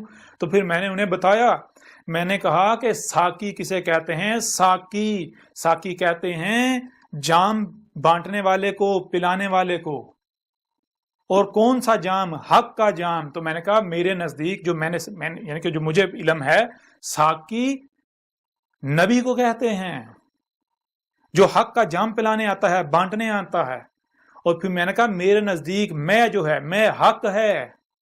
اقبال نے جو حق ہے، جو حق کے طلبگار ہوتے ہیں، تڑپتے ہیں حق کے لیے، تڑپ رہے ہوتے ہیں، وہ میں ہے حق۔ اور پھر میں نے کہا جو میں خانہ ہے وہ پب شراب خانہ نہیں، میں چونکہ حق، اور میں خانہ کہتے ہیں نبوت کو، مقام نبوت، مقام نبوت اسی کے اندر آگے اقبال نے اس کا ذکر بھی کیا ہے۔ اور پھر میں نے کہا کہ جو اقبال نے کہا 300 سال سے ہیں بند ہند کے میخانے بند، 300 سال سے ہیں ہند کے میخانے بند، یہ جو اقبال نے کہا یہ میخانے کون سے ہیں؟ یہی کہ یہ جو نبیوں کے آنے کا سلسلہ ہے یہ 300 سال سے رکا ہوا ہے۔ 300 سال سے کوئی ساقی آئے نہیں، کوئی نبی آئے نہیں برصغیر ہند کے اندر۔ اس وجہ سے گمراہی جو ہے وہ بڑھتی اس قدر عام ہو گئی کہ لوگ جو ہیں وہ بالکل خرافات میں، وہ اقبال کے اور بہت سارے ایسے اشعار آپ کے سامنے آئیں گے جو اقبال نے کہا کہ حقیقت خرافات میں کھو گئی، یہ امت روایات میں کھو گئی، اس طرح کے اور بہت ساری۔ اور پھر اسی متعلق جو ہے اور بھی کچھ اقبال کے شعر ہیں، ان کے اوپر بھی بات کریں گے اور کچھ آئندہ اگلی نشست میں بات کریں گے۔ لیکن جب میں نے ان کے سامنے یہ بات رکھی، وہ جو شخصیت تھی، بہت بڑی شخصیت، آج بھی بہت بڑا نام ہے ان کی وفات کے بعد بھی، تو تب انہوں نے یہ اقرار کیا، انہوں نے کہا کہ آپ نے بالکل ٹھیک سمجھا ہے۔ تو میں نے پھر وہی بات دہرائی، میں نے کہا ڈاکٹر صاحب تو پھر آپ یہ حقائق سامنے کیوں نہیں لاتے؟ اگر آج آپ ان حقائق کو آپ مسلط کا نام دے کے چھپاتے ہیں تو آپ جانتے ہیں کہ کل کو اس کا انجام کیا نکل سکتا ہے۔ آپ جانتے ہیں کہ کل کو اگر اللہ کا بھیجا ہوا واقعتاً آ جاتا ہے اسی دور میں تو پھر آپ بھی مجرم ثابت ہوں گے، کیونکہ آپ تو ایک باقاعدہ ایک فرقہ کھڑا کر کے جا رہے ہیں جو کہ جب اللہ کا رسول آئے گا، اللہ کا رسول وہ جو عیسیٰ ہے وہ جب آئے گا، جس نے آنا ہے، جس کا انتظار کیا جا رہا ہے، تو آپ کے تمام فالوور جو ہیں وہ اس کے ساتھ دشمنی کریں گے۔ نہ تو اس وقت مجھے اس بات کا علم تھا اور نہ ہی انہیں علم تھا کہ بات کرنے والا کون ہے۔ بہرحال آج وہ حقائق واضح ہوئے کہ یہ جو ہوا تھا یہ کیوں ہوا تھا۔ اور بہرحال اس کے علاوہ بھی کچھ اور اشعار ہیں، ان میں سے چاند ایک آپ کے سامنے رکھتے ہیں، لیکن اس سے پہلے آپ کے اوپر یہ واضح کر دیں کہ وہ شخصیت کون تھی۔ وہ شخصیت تھی تنظیم اسلامی کے بانی ڈاکٹر اسرار احمد۔ ڈاکٹر اسرار احمد کے ساتھ ہونے والی گفتگو جو ہے، جو یہ واقعہ ہے، یہ آپ کے سامنے رکھا۔ اب دنیا کی کوئی طاقت ان حقائق کو جٹلا کر دکھائے۔ اب آپ کی ذمہ داری ہے کہ اگر آپ کو اپنے ملاؤں پر اتنا ناز ہے، فخر ہے کہ آپ کے ملا حق ہیں جن کے پیچھے آپ آنکھیں بند کر کے چل رہے ہیں، تو ان کے سامنے یہ سوال لے کر جائیں، ان سے پوچھیں کیا اقبال نے یہ دعویٰ نہیں کیا تھا؟ سوال کریں ان سے۔ اب پتہ چلتا ہے آپ کے حق ہونے کا۔ اور اگر آپ بغیر تحقیق کے، بغیر غور و فکر کیے، بغیر بات مکمل سنے فتوے لگاتے ہیں، گالیاں دیتے ہیں، طرح طرح کے الزامات لگاتے ہیں، بہتانات باندھتے ہیں، ملامتیں کرتے ہیں، تو پھر جان لیں دو وجوہات ہیں اس کی۔ پہلی وجہ کہ آپ کو آپ کے ملاؤں پر اعتماد نہیں ہے۔ کیوں؟ کہ یہ ٹھیکیداری تو آپ نے ان کو دی ہوئی ہے نا، تو جو دین کے ٹھیکیدار آپ نے بنائے ہوئے ہیں ان کو سامنے لائیں، ان سے سوال کریں، انہیں کہیں کہ ہم تو حق کے طلبگار ہیں، ہم نے آخرت میں جہنم میں نہیں جانا، نسل در نسل کیا چلتا رہا ہے، ہمیں اس سے کوئی سروکار نہیں، ہمیں جو اللہ کے رسول ہیں ان کی سنت پر چلنا ہے، جو انہوں نے کیا۔ ہمیں آج اس وقت دنیا میں لایا گیا تو ہمیں یہ جاننا ہے اس وقت ہمیں دنیا میں کیوں لایا گیا۔ کیا ابراہیم نے یہ کیا تھا؟ بار بار تمہیں قرآن میں بھی کہا گیا ابراہیم کی ملت پر قائم ہو جاؤ، ہر طرف سے کٹ کے ابراہیم کی ملت پر قائم ہو جاؤ، تو کیا ابراہیم نے یہ کیا تھا؟ یا پھر ابراہیم نے یہ کہا تھا کہ یہ بھی کہہ رہا ہے میں حق پر ہوں، وہ بھی کہہ رہا ہے میں حق پر ہوں، ہر ایک کہہ رہا ہے میں حق پر ہوں، لیکن ہر کوئی آپس میں اختلاف کر رہا ہے؟ ایسا کیسے ہو سکتا ہے کہ سارے حق پر ہیں؟ ہاں، کس بنیاد پر ہر کوئی کہہ رہا ہے میں حق پر ہوں؟ ہر کوئی اسی کو حق کہہ رہا ہے جس پر اس نے اپنے باپ اجداد کو پایا، جو اس نے نسل در نسل اس تک چلتا آیا۔ تو ابراہیم نے کیا کیا؟ ابراہیم نے یہ نہیں کیا کہ جو نسل در نسل چلا رہا ہے اسی پر ڈٹ گیا، نہیں یہی آ کر، نہیں، ابراہیم نے تحقیق کی، ہر فرقے کو چھان مارا، جب غور و فکر کیا، تحقیق کی، تو پتہ چلا یہ سارے کے ساری باطل ہیں، یہ تو اندھو کی طرح اپنے باپ اجداد کے پیچھے چال رہے ہیں۔ ابراہیم نے کہا میں کفر نہیں کروں گا، میں سنتا اور دیکھتا ہوں، اللہ نے مجھے اسے سمجھنے کی صلاحیت بھی دی، اور پھر جو ان کانوں سے، ان آنکھوں سے سنائی اور دکھائی نہیں دیتا اسے سننے دیکھنے کے لیے، یعنی جو کہ غائب ہے، اللہ نے میرے سینے میں دل رکھا۔ دل وہ سنتا ہے، وہ دیکھتا ہے جو کان نہیں سنتے، جو آنکھیں نہیں دیکھ سکتی، آنکھوں سے، کانوں سے سنا نہیں جا سکتا، آنکھوں سے دیکھا نہیں جا سکتا۔ تو ابراہیم نے کیا کیا؟ ابراہیم نے غور و فکر کیا، تحقیق کی، اور ابراہیم نے جانا کہ آج اس وقت میں دنیا میں بھیجا گیا ہوں تو آخر کیوں؟ جب ابراہیم کے اوپر حق واضح ہوا تو ابراہیم نے کیا کیا؟ پھر ابراہیم نے حق کا اعلان کیا۔ جب ابراہیم نے حق کا اعلان کیا تو پھر ابراہیم کے خلاف بھی بالکل وہی ہوا جو آج آپ لوگ میرے خلاف کر رہے ہو، بالکل وہی، یہی آگ ابراہیم کے خلاف جلائی گئی تھی، جو آگ آج آپ ابراہیم کے، جو آج آپ جو ہے وہ میرے خلاف جلا رہے ہیں، آج آپ کر رہے ہیں، یہی آگ ابراہیم کے خلاف۔ وہ ابراہیم کیا ہے؟ اللہ نے کیا کہا قرآن میں؟ ابیکم ابراہیم، تمہارا ابا ابراہیم ہے۔ اگر آپ ابراہیم کو ابا بنائیں اور وہی آپ کے ساتھ نہ ہو جو ابراہیم کے ساتھ ہوا، یہ کیسے ممکن ہے؟ تو آپ خود غور کریں کہ کون ابراہیم کو ابا بنا رہا ہے؟ میں ابراہیم کو ابا بنا رہا ہوں یا آپ لوگ؟ کون کہاں کھڑا ہے؟ میں اس مقام پر کھڑا ہوں جہاں ابراہیم کھڑا تھا، اور آپ اس مقام پر کھڑے ہیں جہاں ابراہیم کے دشمن کھڑے تھے، وہ جو نسل در نسل اسی پر چلتے آ رہے تھے، جس پر انہوں نے اپنے باپ اجداد کو پایا۔ غور و فکر نہیں کرنا، جو سنا اسی کے اوپر چل پڑے، جو دیکھا اسی کے اوپر چل پڑے، سمجھنا نہیں۔ وہ عقل کے اندو، اگر جو سنائی اور دکھائی دے رہا اسے سمجھنا نہیں تو تمہیں یہ دماغ کیوں دیا، یہ کھوپڑ کیوں دیا؟ بہرحال واپس آئیں تو اقبال نے مثال کے طور پر دیکھیں، ایک اور مقام پر اقبال کا کہنا ہے، اقبال نے کہا مینارہ دل پہ اپنے خدا کا نزول دیکھ، اب انتظار مہدی و عیسیٰ بھی چھوڑ دے۔ تو جب اقبال کے اوپر یہ حقائق واضح ہوئے تھے تو اقبال نے یہ کہا، اقبال نے کہا کہ مینارہ دل پہ اپنے خدا کا نزول دیکھ۔ اقبال نے کہا میرے دل پہ اب میری خودی میرے اوپر نمودار ہو گئی، تو میرے دل پر، میرے دل کے مینارے پر میرا خدا اتر رہا ہے۔ اب یہ جو اقبال نے کہا جو میں بول رہا ہوں یہ میرا خدا بول رہا ہے، میری خودی بول رہی ہے۔ خودی کیا ہے؟ وہ سورہ الحشر کی آیت نمبر 19 میں وَلَا تَكُونُوا كَالَّذِينَ نَسُوا اللَّهَ فَأَنسَاهُمْ أَنفُسَهُمْ، اس کے اوپر بھی بات کریں گے، بڑی ڈیٹیل کے ساتھ، تفصیل کے ساتھ بات کریں گے اس میں کیا کہا گیا اور جو فراڈ کیا گیا وہ بھی آپ کے سامنے رکھیں گے۔ بہرحال یہ جو بھی باتیں کی ہیں سب کے سب حقائق آپ کو اس الکتاب میں، اس میں بینات ہیں، آیات بینات، آیات القرآن میں ہیں، وہ جو آپ کے دونوں ہاتھوں کے درمیان ہے اس کی بینات اس میں ہیں، یہ دیکھ لیں۔ یہ 3 حصوں پر مشتمل الکتاب اور آن لائن 7 حصوں پر مشتمل، جس کا لنک آپ ویڈیو ڈسکرپشن وغیرہ میں لے سکتے ہیں، ہمارے مختلف جو یعنی کہ مختلف جگہوں سے آپ کو مل جائے گا۔ تو یہ ہے، اقبال کہہ رہا ہے مینارہ دل پہ اپنے خدا کا نزول دیکھا، اب انتظار مہدی و عیسیٰ بھی چھوڑ دے۔ اب اقبال کیا کہہ رہا ہے؟ اقبال تو تمہارے مہدی و عیسیٰ کا کفر کر رہا ہے، وہ کہہ رہا ہے اب کسی مہدی و عیسیٰ نہیں ہے نا اسے۔ اقبال نے کہا اب اس دور کا میں ہی مہدی ہوں، اس دور کا میں ہی عیسیٰ ہوں، یہ اقبال دعویٰ کر رہا ہے۔ اب آئیں میدان میں، یہ صرف چند ایک حوالوں سے آپ کے سامنے رکھا ہے، اس کے علاوہ درجنوں مقامات پر اقبال نے دعویٰ کیا ہے، درجنوں مقامات پر۔ اگر کسی میں ہمت ہے تو وہ انہی کو غلط ثابت کر دے، پتہ چل جائے گا۔ اس کے علاوہ اقبال نے جو آپ کی جو روایات جن کو آپ حدیث کا نام دیتے ہیں ان کے بارے میں جو کچھ کہا، یہ جو آج جو کچھ ملا ہیں، اقبال نے اپنی جو پہلی زندگی میں کہا اس کو چھوڑ دیں۔ پہلے اقبال نے خود کلیم کیا، خود اقبال نے اقرار کیا کہ پہلے تو میں صوفی و ملا کا غلام تھا، میں گمراہ تھا، پہلے میں صوفی و ملا کی گن گاتا تھا، میں ان کے پیچھے چل رہا تھا، لیکن جب میرے اوپر میری خود ہی نمودار ہوئی تو مجھے پتا چلا کہ یہ صوفی و ملا جو ہیں، یہ جتنے ملاٹے ہیں، یہ اللہ کے کتنے بڑے دشمن ہیں۔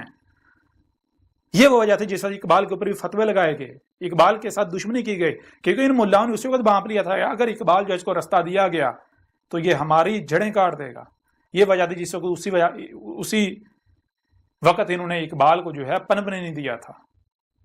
بہرحال اقبال کے بارے میں کیا کہتا ہوں، میرا کیا کہنا ہے، آپ کو اس وقت تک سمجھ نہیں آئے گی جب تک کہ آپ اسے نہیں پڑھتے۔ اس کو جب آپ پڑھیں گے تو اس میں وہ حقائق ہیں کل کائنات کے بارے میں، آپ کے اپنے جسم کے بارے میں، آپ کیسے وجود میں آئے، آیا کہ ارتقا سے آئے، ارتقا ہوا تو کیسے ہوا، کس طرح ہوا، آیا کہ آپ جو ہے وہ جو آدم و حوا والے قصے کہانیاں ہیں، ہر سب کے سب حقائق آپ کی، یعنی کہ وہ حقائق ہیں کائنات کے کہ دنیا کی کوئی طاقت، بڑے سے بڑے سائنسداں جو ہیں وہ بھی غلط ثابت نہیں کر سکتے، وہ بھی سرنڈر کر جائیں گے کہ جہاں سائنس نہیں پہنچی وہ مجبور ہو جائیں گے سوچنے میں، جہاں سائنس نہیں پہنچی وہاں کے بارے میں لکھنا، اس میں لکھنا یہ کیسے ممکن ہے ایک ہی صورت میں کہ جس کا وجود ہے وہی لکھ سکتا ہے۔ اور اس وقت آپ کے ساتھ کون کلام کر رہا ہے؟ اس کے ساتھ وہی کلام کر رہا ہے، اللہ کلام کر رہا ہے اس کے ساتھ، اس وقت آپ کے ساتھ۔ اگر آپ دشمنی کرتے ہو اللہ کے ساتھ تو جان لو اللہ کو تم لوگ عاجز نہیں کر سکو گے۔ اور بھی مثال کے طور پر جب میں نے کہا کہ آدھے سے زیادہ قرآن میری تاریخ ہے، قرآن میں میرا ایک جگہ پر نہیں سینکڑوں مقامات پر میرا ذکر ہے۔ آپ لوگ تو یہ کہہ رہے ہو نا، یعنی کہ ایک پر بھی نہیں، ایک چھوڑو سینکڑوں مقامات پر اس کو پڑھو، اس کو ختم نبوت ہو، جو ختم نبوت کے نام پر آپ نے جو کچھ گڑ رکھا ہے اس کے حقائق کیا ہیں، وہ دجل اس میں چاک کر دیا گیا، ایک پہلو سے نہیں درجنوں پہلوں سے، اور دنیا کی کوئی طاقت رد نہیں کر سکتی۔ اور جن روایات کا تم لوگ سہارا لے رہے ہو، جن روایات کا سہارا لے کر تم لوگوں نے یہ اکادن روایات اخذ کیے ہوئے ہیں، گڑے ہوئے ہیں، ان کو بھی اس کے اندر وہ روایات بھی موجود ہیں، ان کی حقیقت بھی چاک کی گئی ہے، بالکل واضح کیا گیا ہے کہ ان روایات کی بنیاد پر جو تم لوگوں نے دجل جو ہے وہ پھیلایا ہوا تھا اس کی وہ بھی چاک کر کے رکھ دیا گیا۔ بہرحال اب آپ پر ہے کہ آپ اندھوں کی طرح اپنے ملاؤں کے پیچھے چلنا چاہتے ہیں یا پھر آپ حق کے طلبگار ہیں۔ اگر آج آپ حق سے کفر کرتے ہیں تو پھر جان لیں کہ یہ مقابلہ کس کے ساتھ ہے، آپ کا انجام بالکل وہی ہونے والا ہے جو قوم نو کا ہوا، وہی جو قوم عاد کا ہوا، وہی جو قوم سمود کا ہوا، وہی جو قوم شعیب کا ہوا، وہی جو قوم لوط کا ہوا، وہی جو آل فرعون کا ہوا۔ اگر کوئی میرے ساتھ دشمنی کرتا ہے، اگر کوئی میرے ساتھ دشمنی کرتا ہے اور جو میری دعوت کو دل سے تسلیم کر رہے ہیں ان کے ساتھ دشمنی کرتا ہے تو وہ جان لے وہ نہیں بچے گا، نہ دنیا میں بچے گا نہ آخرت میں بچے گا۔ آخرت میں جب اس کے سامنے اس کا حساب لینے والا آئے گا تو پھر اس کی آنکھیں پھٹی کی پھٹی رہ جائیں گی، اس کے سامنے کون آتا ہے سب سمجھ آ جائے گی۔ میرے خلاف پراپگنڈا کرنے والوں، میرے خلاف محاذ کھولنے والوں، ہوش کے ناہن لو، میں کوئی بکواس نہیں کر رہا، میں کوئی ہوا میں باتیں نہیں کر رہا، میں کوئی ہوا میں باتیں نہیں کر رہا، میں دلائل کے ساتھ ایک ایک بات کر رہا ہوں۔ اگر ہمت ہے، اگر حق پر ہو تو دلائل کے ساتھ بات کرو۔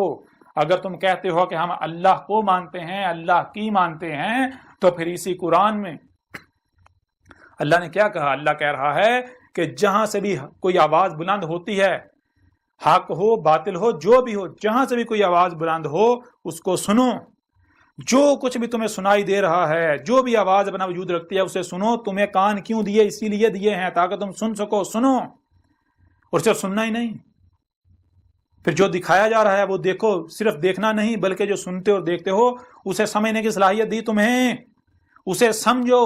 تو جو ان صلاحیتوں کا استعمال نہیں کرتے، جو صرف سنتے ہیں اور وہی کرتے ہیں جو سنا، جو دیکھتے ہیں وہی کرتے ہیں جو دیکھا، وہ کیا ہے؟ جو عقل کا استعمال نہیں کرتے، جو غور و فکر نہیں کرتے، جو سنا اور دیکھا اس کی تحقیق نہیں کرتے، اندھوں کی طرح اپنے باوجود کے پیچھے چلتے ہیں۔ تو ان کے بارے میں اس پورے قرآن میں جگہ جگہ کیا کہا؟ ایک مقام پر کہا کہ وہ اندھے ہیں، دوسرے مقام پر کہا کہ وہ پالتو جانور ہیں، وہ جانور جن کے گلوں میں پٹے ڈالے ہوئے ہیں، جن کے پٹے دوسروں کے ہاتھ میں ہیں، جس کے ہاتھ میں پٹا ہے اسی کے پیچھے جاتے ہیں، ادھر ادھر اپنی گردن نہیں کر سکتے، اپنا رخ ادھر ادھر نہیں کر سکتے۔ اگر ادھر ادھر رخ کریں گے تو جس کے ہاتھ میں رسی ہے ان کی، وہ پٹے گا ان کو۔ اور مقام پر کہا کہ وہ کیا ہیں؟ وہ خنزیر ہیں۔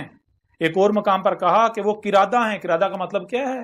قرادہ کا مطلب ہے کرا اور رد، گول والی تے اس کا اظہار کریے، جو کرا کیا اس کو رد کر دینا۔ کرا کہتے ہیں جو بھی آپ نے سنا دیکھا، جو بھی آپ نے سنا جو دیکھا، جو یعنی کہ جو پڑھا کیسے جاتا ہے؟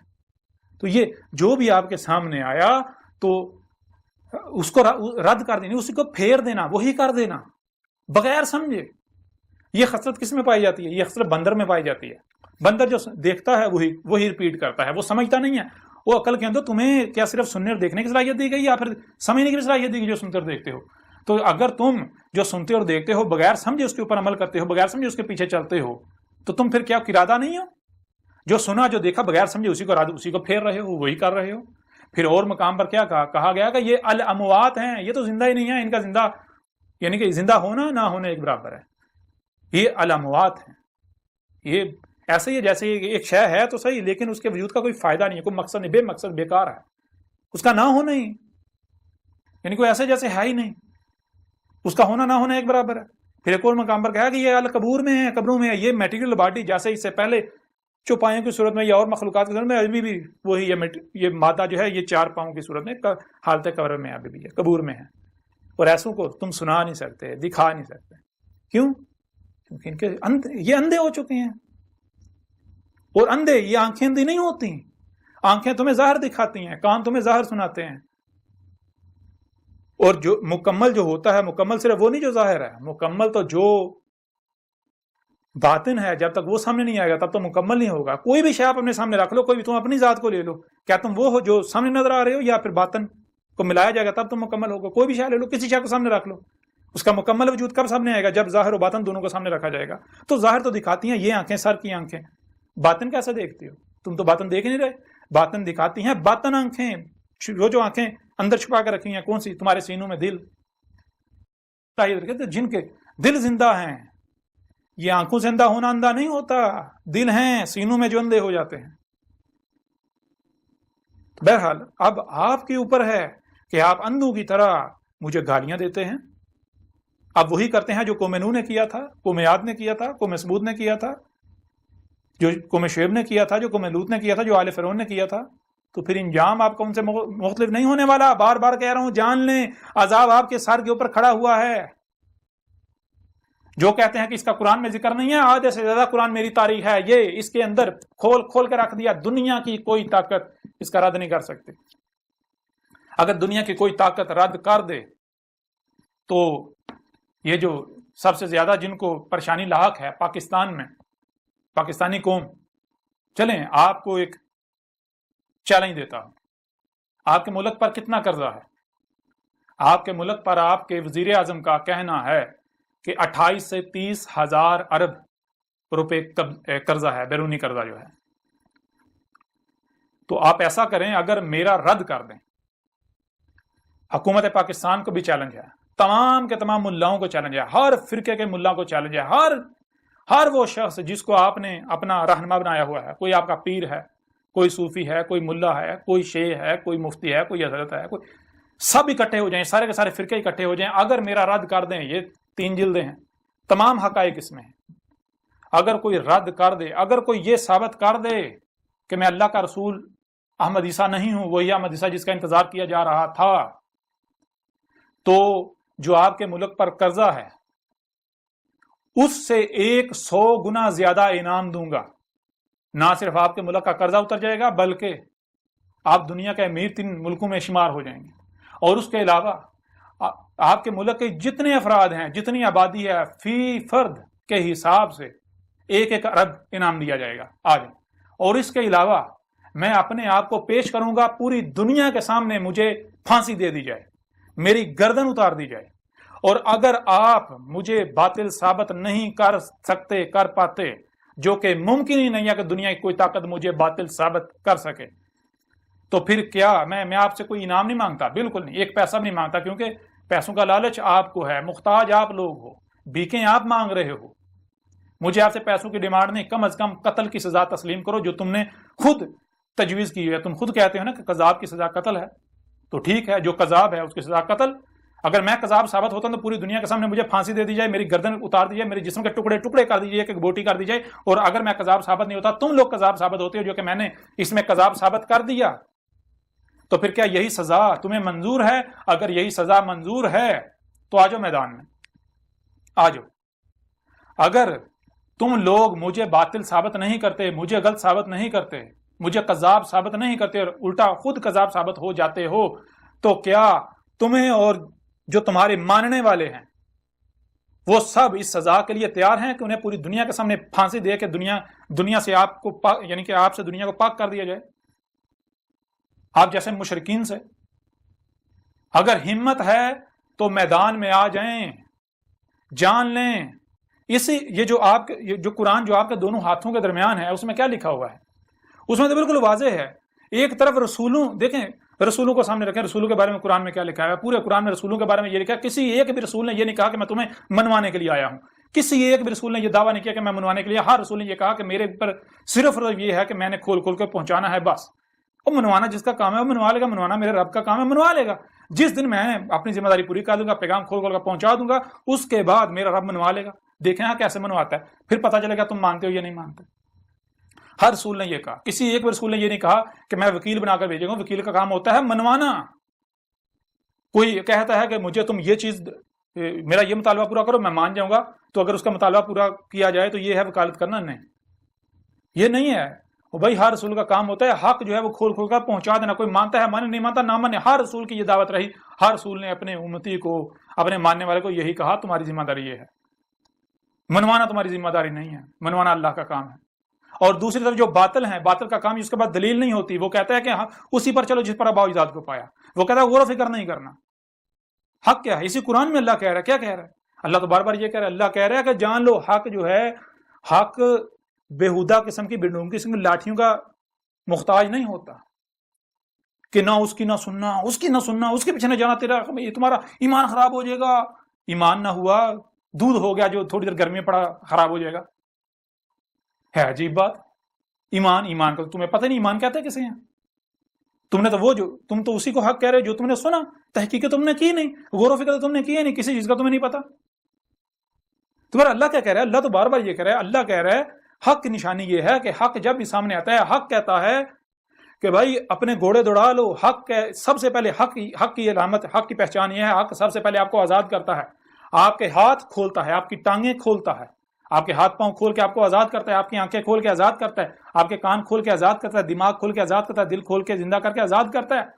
آزاد ہو جاؤ, تحقیق کرو, اپنے گھوڑے دوڑاؤ, اپنے جہاں تک جا سکتے ہو جاؤ. جو بھی حق کا دعوے دار ہے سنو اس کی. بالآخر اگر تم حق کے طلبگار ہو تو بالآخر تمہیں یہاں آنا پڑے گا. تمہارے اوپر واضح ہو جائے گا کہ یہ حق ہے. اور اگر کوئی باطل ہے تو باطل کی پہچان یہ ہے کہ باطل سب سے پہلے آپ کا رستہ بند کرتا ہے, آپ کے ہاتھ باندھتا ہے, آپ کے پاؤں باندھتا ہے, آپ کی آنکھیں بند کرتا ہے, آپ کے کان بند کرتا ہے. اور وہ یہ نہیں کہتا کہ میں باطل ہوں, دیکھو اگر تم اس کی بات سنو گے تو تمہارے اوپر باطل واضح ہو جائے گا, حق واضح ہوگا. نہیں, وہ ایسا نہیں کہتا. وہ طرح طرح کی ملامتوں سے ڈرا کر, طرح طرح کے اس نے مفروضے کڑے ہوئے ہوتے ہیں تاکہ اس کو باطل کو پتہ ہے اگر لوگوں نے اس کی بات سن لی. باطل تو ہر لمحے کانپ رہا, اس کی ٹانگیں باطل کی کانپ رہی ہوتی ہیں. باطل کو ہر لمحے خوف ہوتا ہے کہ کہیں حق سامنے نہ آ جائے. اس وجہ سے وہ لوگوں کی ہاتھ منہ باندھتا ہے, ان کے آنکھیں کان بند کرتا ہے, نہ اس کی نہ سننا, اس کی طرف نہ جانا, اس کے قریب نہ جانا, اس کی نہ سننا. کیوں؟ اس کو پتہ ہے, باطل کو پتہ ہے اگر اس نے اس کی بات سن لی, اگر انہوں نے اس کی بات سن لی, اس کی طرف چلے گئے تو کہیں ایسا نہ ہو کہ میری جڑیں کٹ جائیں, میری بنیادیں کٹ جائیں. باطل کو ہر لمحے خوف لاحق ہوتا ہے. اس وجہ سے باطل روکتا ہے, نہ اس کی نہ سننا, اس کے پیچھے نہ جانا, اس کے پیچھے نہ جانا, اس کی نہ سننا, اس کی نہ سننا. یہ ہے حق و باطل کی نشانی جو قرآن بتاتا ہے. اب اگر آپ لوگ حق پر ہو تو اپنے آپ کو قرآن سے حق ثابت کرو.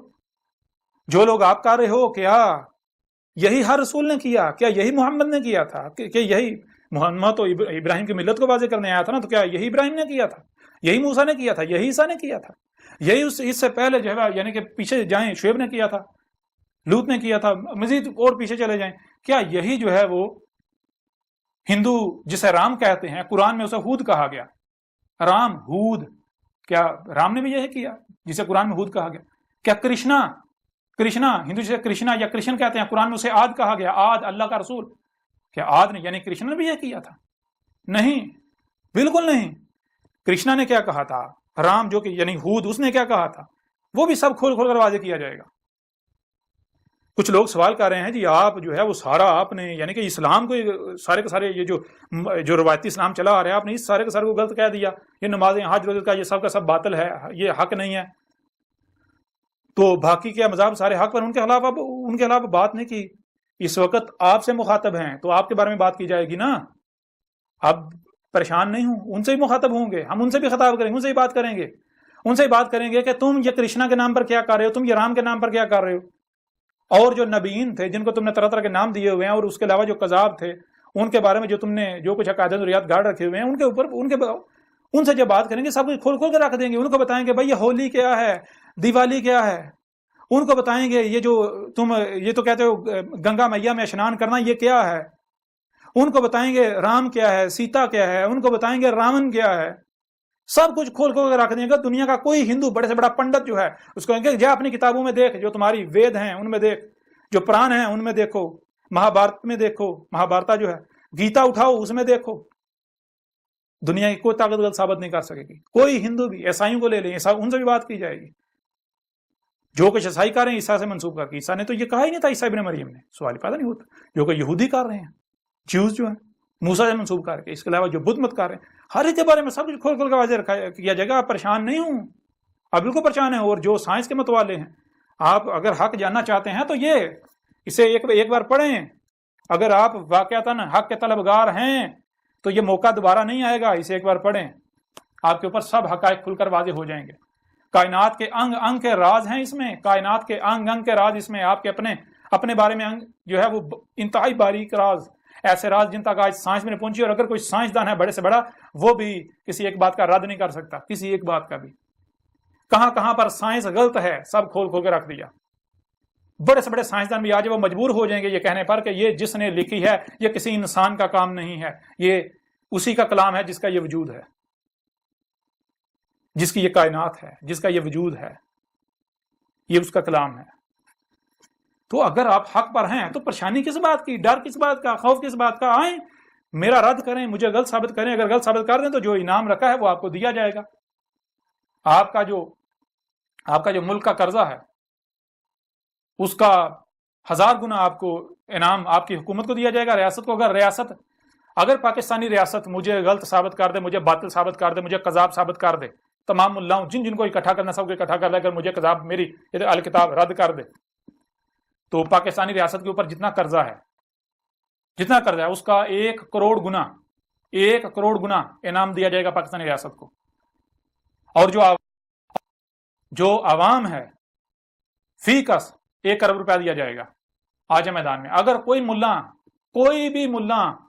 کوئی بھی مجھے کذاب ثابت کر دے، افواہوں سے نہیں، منہ سے نہیں، یہ جو منہ سے پھونک نکالتے ہیں اس کا کوئی فائدہ نہیں. دلائل سے میں منوانے نہیں آیا، مانو گے، ہر کوئی مانے گا. لیکن اسی طرح جیسے فرعون مانا تھا، آل فرعون مانے تھے، جیسے قوم نوح مانی تھی، قوم عاد مانی تھی، قوم سمود مانی تھی، قوم شعیب مانی تھی. تمہاری ساری تاریخ تو اسی قرآن میں موجود ہے. جو کچھ تم کر رہے ہو سب کچھ ہر چیز سامنے آ جائے گی. تو اگر کوئی بھی ملا کسی فرقے کا مجھے کذاب ثابت کر دے، اس کتاب کا رد کر دے، مجھے کذاب ثابت کر دے، وہ ثابت کر دے کہ میں اللہ کا رسول احمد عیسیٰ نہیں ہوں جس کا انتظار کیا جا رہا تھا، جس کا قرآن میں کہا گیا، جس کی بشارت محمد نے دی تھی، تو پھر جو انعام حکومت پاکستان، ریاست پاکستان کو دیا جائے گا وہی انعام اس ملا کو اور جو اس کے فالورز ہیں ان کو فیکا سے 1 ارب دیا جائے گا. تو اگر کسی میں ہمت ہے تو وہ میدان میں آئے. گالیاں اگر آپ دیتے ہیں تو جان لیں نہ تو آپ میرا کچھ بگاڑ سکتے ہیں، نہ ہی آپ کا کچھ فائدہ ہونے والا ہے. ہر لحاظ سے آپ کا اپنا نقصان ہے. جو میرے ساتھ دشمنی کرے گا وہ نہیں بچے گا. یہ کوئی دھمکی نہیں دی جا رہی، یہ حقیقت ہے. یہ کھول کھول کر متنبہ کیا جا رہا ہے. عقل کے اندھو، اگر تم لوگ حق پر ہو اپنے ملاؤں کو سامنے لاؤ، انہیں کہو بھائی اسے باطل غلط ثابت کرو اسے غلط. آ جاؤ میدان میں. اگر نہیں تو پھر یہ چھوڑ دو، مارے جاؤ گے. یہ میں نہیں کہہ رہا، یہ تمہارا رب کہہ رہا ہے. یہ تمہارے ساتھ کوئی انسان کلام نہیں کر رہا، یہ تمہارا رب اللہ کلام کر رہا ہے، جسے ہندو ایشور کہتے ہیں. یہ فطرت ہوا، یہ جو وجود ہے میں اس کی زبان ہوں. جیسے تمہارے وجود میں یہ زبان ہوتی ہے، میں اللہ، یہ جو فطرت ہے، نیچر، یہ وجود، میں اس کی زبان ہوں. وہ عقل کے اندر میرے ساتھ دشمنی، اس کا مطلب کیا ہے؟ تم اس وجود کے ساتھ دشمنی جو ہر طرف وہی نظر آ رہا ہے، اس کے ساتھ دشمنی کر رہے ہو. اس کے ساتھ دشمنی کر کے کہاں جاؤ گے؟ کدھر بھاگو گے؟ تم جو منصوبہ بندیاں کرو گے وہ تمہاری منصوبہ بندیاں نہیں ہیں. اگر تم میرے خلاف کوئی منصوبہ بندیاں کرتے ہو تو اللہ کی قسم وہ میرے خلاف، وہ تمہاری منصوبہ بندیاں نہیں ہیں. تم میرے رب اللہ کی منصوبہ بندیاں کا شکار ہو، اور تم اللہ کی منصوبہ بندی کا شکار ہو چکے ہو. مارے جاؤ گے، نہیں بچو گے. جب انجام تمہارے سامنے آئے گا پھر فرعون کی طرح پچھتاؤ گے. اس وقت پچھتاوے کا کوئی فائدہ نہیں ہوگا. اگر حق پر ہو تو آؤ، اپنے آپ کو حق پر ثابت کرو. آج تک تمہارا پالا کذابوں سے پڑتا رہا، اس وجہ سے تمہارے جو ہیں وہ تم بہت پھولے نہیں سما رہے. آج یہ کذاب نہیں ہے، یہ کذاب نہیں ہے، یہ اللہ کا رسول ہے. یہ اللہ تم سے کلام کر رہا ہے اس بشر کے ذریعے. یہ اللہ کی زبان ہے. اگر تم حق پر ہو تو آؤ رد کرو، مجھے کذاب ثابت کرو. گالیاں دینے سے میرا کچھ نہیں بگڑے گا. میں نے کیا کرنا ہے؟ مجھے کوئی گالی دیتا ہے، میرے خلاف کچھ بھی کرتا ہے، میں نے صبر کرنا ہے. میری نسخی للہ، میرا جو نسخ ہے وہ اللہ کے لیے. نسخ کسے کہتے ہیں بھائی؟ نسخ کہتے ہیں کہ اگر آپ کوئی کام کسی کے لیے کر رہے ہیں تو پھر اگر کوئی آپ سے دشمنی کرتا ہے تو اس کی وجہ سے کر رہا ہے نا، اس کے کام کی وجہ سے، تو بدلہ تو اسے لینا چاہیے، غصہ تو اسے آنا چاہیے. تو میں تو اللہ کا کام کر رہا ہوں. اگر تم میرے ساتھ دشمنی کر رہے ہو، دشمنی تو اللہ کے ساتھ کر رہے ہو. مجھے تو میرے رب نے یہ کہا کہ تو کھول کھول کر پہنچا دے، بس تجھے غصہ نہیں کرنا، تجھے پریشان نہیں ہونا، تجھے ٹینشن نہیں لینی. یہ جو کرتے ہیں ان کو کرنے دے. میں کوئی اندھا نہیں ہوں، میں کوئی ان کا اللہ وہ جو آسمانوں پر چڑھ کے بیٹھا ہے وہ نہیں ہوں، وہ جن کے جو ہے وہ بے بنیاد عقائد و نظریات ہیں اللہ کے نام پر. اگر تمہارا وہ اللہ سچا ہے تو ٹھیک ہے، اسے بھی اتار لو، لے آؤ اسے، آج یہ کر لیں مقابلہ. اس کے بارے میں بھی جو تم نے اللہ گاڑ رکھا ہے، وہ جو یہودیوں کا اللہ ہے، مجھے کہتے ہو یہ یہودی ہے، مجھے کہتے ہو یہ ہندو ہے، مجھے کہتے ہو یہ عیسائی ہے. عیسائی تم ہو، یہودی تم ہو، ہندو تم ہو، سارے سگے بھائی ہو. فرق یہ ہے بچھڑے ہوئے ہو آپس میں اختلافات کی وجہ سے. تمہارا بھی اللہ اوپر چڑھ کے بیٹھا ہوا ہے، یہودیوں کا بھی، عیسائیوں کا بھی. تو تم میرے میں فرق کیا ہے؟ آگے چل کے سب کچھ واضح کریں گے کہ جتنے بھی مذاہب ہیں، یہ جو آج کا جو اسلام ہے آج کا، یہود کو مسلمان کا، سارے مذاہب کے ماننے والے سگے بھائی ہیں، محض بچھڑے ہوئے ہیں. اختلافات ہیں ان میں. اختلافات صرف رنگ نسل کی بنیاد پر ہیں اور کوئی اختلافات نہیں ہے. عقائد نظریات سب ایک ہیں، سب سیم ہیں، کوئی فرق نہیں ہے. بہرحال اس سے زیادہ مجھے نہیں لگتا کہ اس نشست میں آپ سے بات کرنے کی ضرورت ہے. باقی اگلی نشستیں جو ہیں ان میں مزید ہر لحاظ سے آپ کے اوپر واضح کریں گے. میرے بارے میں قرآن میں جی کہاں لکھا ہے، اس کے لیے آپ کو بار بار کہا جا رہا ہے بھائی ایک نہیں، دو نہیں، تین نہیں، درجنوں مقامات، سینکڑوں مقامات پر میرا ذکر ہے. آدھے سے زیادہ قرآن میری تاریخ ہے، اس میں ساری ڈیٹیلز موجود ہیں، کھول کے رکھ دیا گیا. اگر آپ لوگ کہتے ہو کہ میں باطل ہوں تو میرا رد کرو. یہ کیا ہے؟ زبان سے مجھے گالیاں دیتے ہیں، میرے خلاف الزامات لگاتے ہیں، ملامتیں کرتے ہیں، تہمتیں لگاتے ہیں اور کہتے ہیں جی رد کر دیا. عجیب رد ہے. وہ کل کے اندر جو تم میرے خلاف باتیں کرتے تم الٹا خود پھنس جاتے ہو. یہ تو باطل کی نشانی ہے، یہ تو منافقوں کی نشانی ہے. مومن ایسا تھوڑی کرتا ہے. وہ مومن تو اللہ کا وجود ہے. اللہ کا اسم المومن تو اللہ کا وجود ہے. مومن کا تو ہر کام اللہ کا کام. اگر آپ کہتے ہو ہم مومن ہیں اور گالیاں دیتے ہو، بکواسات کرتے، اس کا مطلب ہے اللہ گالیاں دیتا ہے، اللہ بکواس کرتا ہے، اللہ اس طرح کی حرکتیں کرتا ہے. تو اپنے اعمال تو دیکھو. پھر تم کہتے ہو کہ ہمارا رسول محمد ہے، تو اللہ اس قرآن میں کیا کہہ رہا ہے؟ اللہ تو قرآن میں کہہ رہا ہے کہ رسول میں تمہارے لیے اسوۃ حسنہ ہے. تم کو کیا کرنا ہے؟ تم کو رسول میں، جو تمہارا رسول ہے اس میں اسوۃ حسنہ اخذ کرنا ہے. اسوۃ حسنہ کا مطلب کیا ہے بھائی؟ جسے تم رسول کہہ رہے ہو، جو اللہ کا رسول ہے، اس نے کیا کیا، کیسے کیا. یعنی وہ پیدا ہوا تمہاری طرح، اس کے بعد وہ پلا بڑا تمہاری طرح، وہ اس کے بعد حق اس نے پہچانا. کیسے پہچانا؟ جیسے اس نے پہچانا اسی طرح تم نے پہچاننا ہے. جیسے اس نے ہدایت پائی اس طرح، جیسے جو اس نے کیا ویسے وہی تم نے کرنا. جیسے ہر عمل اس طرح کرنا جیسے اس نے کیا. اگر کسی کے ساتھ بات ہوئی تو جیسے اس نے کی ویسے تم نے کرنا ہے. اگر آپ یہ کہتے ہو کہ محمد ہمارا رسول ہے اور پھر آپ کا کردار دیکھا جائے تو اس کا مطلب تو پھر یہ ہوا کہ اگر تم لوگ گالیاں دے رہے ہو تو تم تو کہہ رہے ہو محمد ہمارا رسول ہے، تو تمہارے لیے محمد بھی تو اس کا مطلب محمد نے بھی گالیاں دی تھیں. محمد بھی اس طرح گالیاں دیتا تھا کہ محمد نے بھی یہ سب کیا؟ نہیں، نہ تو محمد ایسا تھا، نہ محمد نے ایسا کیا. تم لوگ الٹا محمد کو پوری دنیا میں بدنام کر رہے ہو. سب سے بڑے دشمن محمد کے تم لوگ ہو، جو اپنے کردار سے ہر لمحے محمد کی جو ہے وہ گستاخی کرتے ہو، محمد کے ساتھ دشمنی کرتے ہو اور دوسروں کے پیچھے پڑے ہوئے. اپنے کردار کو تو دیکھو.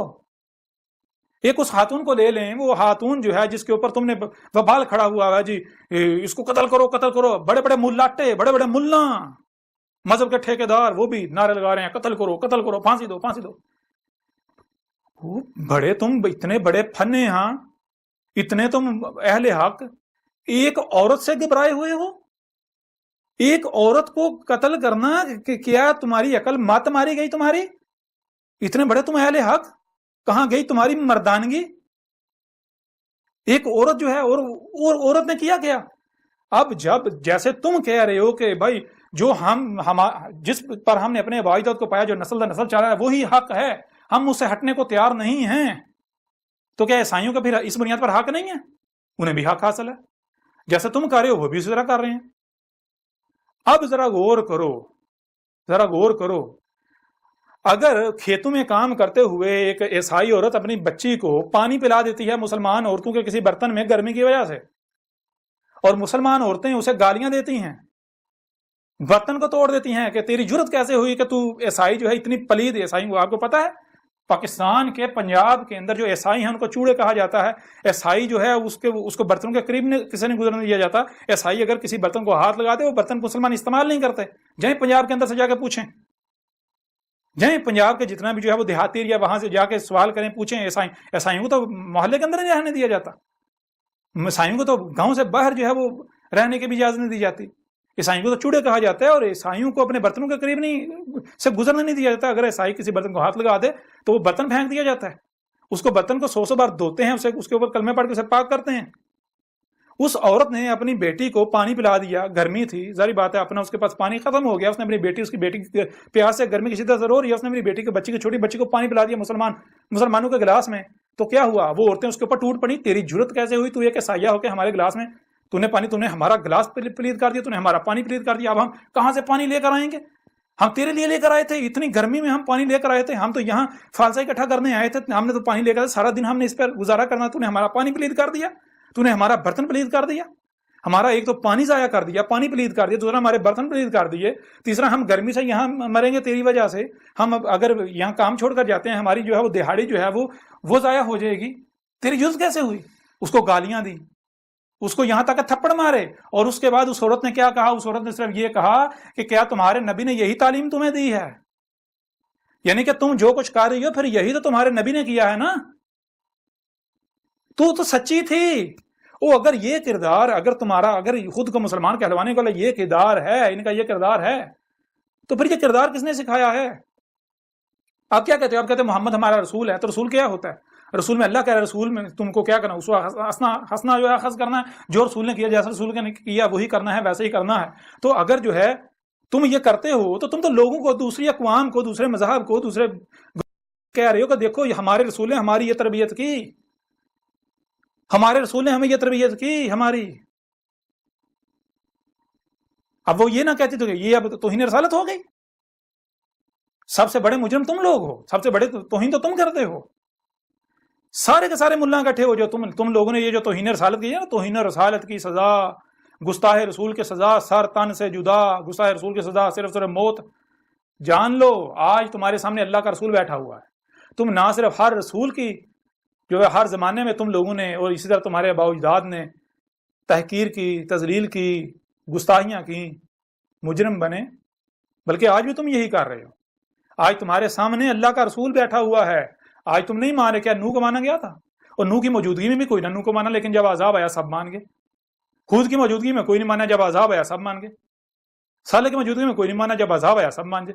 یعنی جب تک زبان سے دعوت دی جاتی رہی کوئی نہیں مانا، نہیں ہم اپنے آباء و اجداد کے پیچھے چلیں گے، آباء و اجداد کے پیچھے چلیں گے، آباء و اجداد کے پیچھے چلیں گے، ہم اس سے نہیں ہٹیں گے، یہ اکیلا سچا۔ اور جب ڈنڈا چلا، ڈنڈا حرکت میں آیا، ہاتھ حرکت میں آیا، جب تک زبان کام کرتی ہے، زبان اپنا کام کرتی ہے، نہیں کوئی نہیں مانتا، بہت کم ہے جو تھوڑے ہیں جو مانتے ہیں، لیکن جب ڈنڈا حرکت میں آتا سارے مان جاتے ہیں۔ تو تم ڈنڈے سے سمجھنے والی قوم ہو، مانو گے، تم سارے مانو گے کہ مانے کو سب سے بڑے گستاخ رسول تم ہو۔ آج جو کچھ تم کر رہے ہو، تم نہ صرف محمد کے گستاخ ہو، تم ہر رسول کے گستاخ ہو۔ آج اللہ نے اپنا رسول بھیج دیا، تم اس کے گستاخ ہو، اور تمہاری سزا اللہ نے کیوں تجویز کرنی؟ تم نے خود تجویز کی ہوئی ہے، تم خود یہ سزا تجویز کر کے بیٹھے ہوئے ہو کہ گستاخ رسول کی سزا سرطان سے جدا، گستاخ رسول کی سزا موت ہے، صرف موت ہے، تو یہی سزا تمہیں دی جائے گی، پریشان کیوں ہوتے ہو؟ تم نے خود تجویز کی ہے، تو جو گستاخ رسول ہوگا اس کو یہ سزا دی جائے گی، ملے گی، کون دے گا؟ اللہ دے گا۔ دیکھنا پریشانی والی تو بات ہی کوئی نہیں۔ یہ جو تم کہہ رہے ہو کہ اللہ تیرے اوپر عذاب لائے، اللہ تجھے یہ کرے، اللہ تجھے غرق کرے، یہ کرے وہ کرے، کیوں کہہ رہے ہو؟ اگر میں یہ جو میں دعوت دے رہا ہوں اگر میں یہ دعوت نہ دیتا تو کیا پھر بھی تم یہ کہتے؟ نہیں کہتے۔ کیوں کہہ رہے؟ تم کہہ رہے ہو یہ کذاب ہے، تم یہ گالیاں مجھے نہیں کذاب کو دے رہے ہو، یہ الزامات، یہ سارا کچھ کذاب، تو ظاہر بات ہے پھر یہ ان گالیوں کا، ان فتووں کا، ان الزامات کا حقدار کون ہے؟ کذاب ہے نا۔ ظاہر ہے جو کذاب ہوگا وہ اس کا حقدار ہے، اسے یہ سب ملے گا، یہ جو کچھ کیا جا رہا ہے اسی کے کھاتے میں جائے گا۔ اگر تم لوگ خود میں کذاب ہوں تو ظاہر بات ہے میں حقدار ہوں، اگر میں کذاب نہیں ہوں تم لوگ خود کذاب ہو تو وہ جو کچھ مجھے کہہ رہے ہو وہ واپس ریورس تمہاری طرف جا رہا ہے۔ اور ابھی تمہیں سمجھ نہ آئے کیونکہ نہیں آئے گا نا، نہیں آئے گا۔ ساری تاریخ تو پہلے قرآن میں لکھی ہوئی ہے، اور ساری جو کچھ آج تم کر رہے ہو عقل کے اندر، تمہیں تو یہ حیران ہونا چاہیے اگر تم یہ کتاب پڑھو، جب تک تم کتاب پڑھتے ہو تمہیں پتہ چل جائے گا کہ جو کچھ تم نے کیا، جو کچھ تم کر رہے ہو، ابھی کر رہے ہو، یہ پہلے سے اس میں، یہ جو کتاب ہے کتاب اس میں لکھ دیا گیا پوری تفصیل کے ساتھ۔ آج جو تم کر رہے ہو میرے ساتھ اس میں سارا لکھا ہوا ہے، جب میں سامنے آؤں گا کیا ہوگا، یہ ہوگا ایسے ایسے ایسے، آگے جو ہونا ہے وہ بھی لکھا ہوا ہے، نہ ہوا تو پھر کہنا یہ کذاب ہے۔ آجو میدان میں۔ بہرحال مزید اب اگلی نشست میں بات کریں گے، اب تک کے لیے اتنا ہی کافی ہے۔ اگر آپ حق کے طلبگار ہیں تو ٹھنڈے دماغ سے سوچئے، اگر آپ میری بات سنیں گے، اگر اس دعوت کو سنیں گے سمجھیں گے تو میرا کوئی فائدہ نہیں ہے، میرا کوئی نقصان نہیں، میں نے آپ سے کوئی اجرت نہیں طلب کی، میں آپ سے کوئی چندے نہیں مانگ رہا۔ مانیں گے آپ کا اپنا فائدہ ہے، نہیں مانیں گے آپ کا اپنا نقصان ہے، مجھے کوئی فائدہ نہیں ہے، میرا نہ کوئی فائدہ ہے، میرا نہ کوئی نقصان ہے۔ اگر میرے ساتھ دشمنی کریں گے تو مجھے الٹا فائدہ ہے، میرے ساتھ جو دشمنی کرے گا میرے ساتھ تو مجھے الٹا فائدہ ہے، میرے درجات بلند ہوں گے، مجھے اور کیا چاہیے۔ میں تو اس میں بھی لکھا ہوا ہے اس میں کہ اگر میرے ساتھ دشمنی کی جاتی ہے، میں تو چاہتا ہوں میرے ساتھ دشمنی کی جائے، کیوں میرے ساتھ دشمنی کی جاتی ہے، جتنی دشمنی کی جائے گی میں اتنے درجات بلند ہوں گے، میں اتنا رفع ہوں گا، اوپر سے اوپر کرو، کھل کے کرو، عیاشی کرو، لیکن گالیاں دے سکتے ہو، الزامات لگا سکتے ہو، کتوں کی طرح بھونک سکتے ہو، اہل حق ثابت نہیں ہو سکتے، دلائل سے غلط ثابت نہیں کر سکتے، کوئی دنیا کی طاقت مجھے جو ہے وہ کذاب ثابت نہیں کر سکتی، میرا رد نہیں کر سکتی۔ اگر کسی میں ہمت ہے تو میدان کھلا ہے، سامنے آ جائیں۔